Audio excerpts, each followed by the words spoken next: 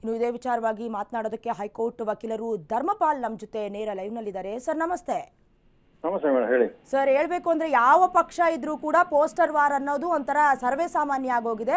ಹಾಗಾಗಿ ಈಗ ಬಿಜೆಪಿ ನಾಯಕರ ಮೇಲೆ ಕಾಂಗ್ರೆಸ್ ನಾಯಕರು FIR ದಾಖಲು ಮಾಡಿದರೆ ಅದು ಹೈಕೋರ್ಟ್ನ ಮೆಟ್ಟಿಲಿರುತ್ತೆ. ಹೇಗೆ ಪರಿಹಾರ ಮಾಡ್ತೀರಾ ಸರ್ ಈ ವಿಚಾರವಾಗಿ?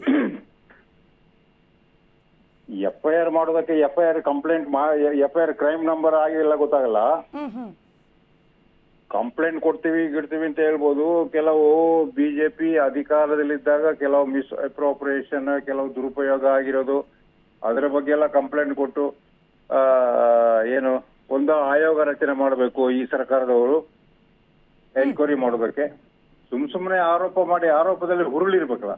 ಹೌದು, ಆರೋಪದಲ್ಲಿ ಹುರುಳಿರ್ಬೇಕು. ಏನಾದ್ರು ಡಾಕ್ಯುಮೆಂಟರಿ ಎವಿಡೆನ್ಸ್ ಇರ್ಬೇಕು, ದಾಖಲಾತಿಗಳು ಇರ್ಬೇಕು.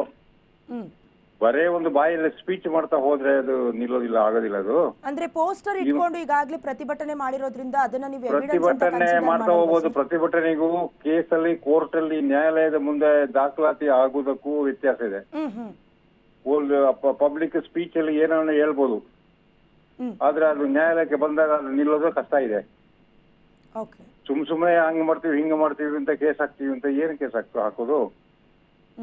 ಬಿಜೆಪಿ ಅಧಿಕಾರದಲ್ಲಿದ್ದಾಗ ಅದರಲ್ಲಿದ್ದಂತ ದುರಾಡಳಿತ ಬಗ್ಗೆ ಏನಾದ್ರು ಇದ್ರೆ, ದಾಖಲಾತಿದ್ರೆ, ಅವಾಗ ಅದನ್ನ ಚಲನೆ ಮಾಡ್ಬೋದು. ಅದನ್ನ ಬಗ್ಗೆ ಎನ್ಕ್ವೈರಿ ಕೇಸು ಗೀಸು ಎಲ್ಲ ಹಾಕ್ಬೋದು. ಇದು ಮಾನನಷ್ಟ ಮೊಕದ್ದಮೆ ಹಾಕ್ಬೋದು. ನನಗೆ ಹಿಂಗೆ ಆರೋಪ ಮಾಡಿದ್ರು ಅಂತೇಳಿ ಮಾನನಷ್ಟ ಮೊಕದ್ದಮೆ ಒಂದು ಹಾಕ್ಬೋದು ಅಷ್ಟೇ.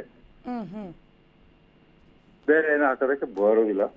ಹಾಕಿದ್ರು ಅದು ನಿಲ್ಲೋದಿಲ್ಲ. ಓಕೆ, ಈಗ 42ನೇ ಹೆಚ್ಚುವರಿ ನ್ಯಾಯಾಲಯ ಈ ಹಿಂದೆ ವಾರೆಂಟ್ ಜಾರಿ ಮಾಡಿತ್ತು. ಅವರು ಅಟೆಂಡ್ ಆಗಿರೋದಿಲ್ಲ ಅಂದ್ರೆ ಕೆಲ ನಾಯಕರು. ಈಗ ಡೈರೆಕ್ಟ್ ಆಗಿ ಹೈಕೋರ್ಟ್ ಮೆಟ್ಟಿಲೇರೋದ್ರಿಂದ ಯಾವ ರೀತಿಯಾದಂತ ಎಫೆಕ್ಟ್, ಯಾವ ರೀತಿಯಾಗಿ ಈ ಒಂದು ಸಮಸ್ಯೆನ ಬಗೆಹರಿಸ್ತೀರಾ ಸರ್? ಈಗ ಈಗ 42ನೇ ಅದು ಏನಂತ ಹೇಳಿದ್ರೆ, ಇದು ಯಾರು ಪೊಲಿಟಿಷಿಯನ್ ಯಾರು ಇದ್ದಾರೆ ಅವರು MP ಲೆಜಿಸ್ಲೇಚರ್ ಕೋರ್ಟ್, ಅದು 42ನೇ ಕೋರ್ಟ್. ಅದು ಒಂದು ಮೀಸಲಾತಿ ಇಟ್ಟಿದೆ ಕೋರ್ಟ್.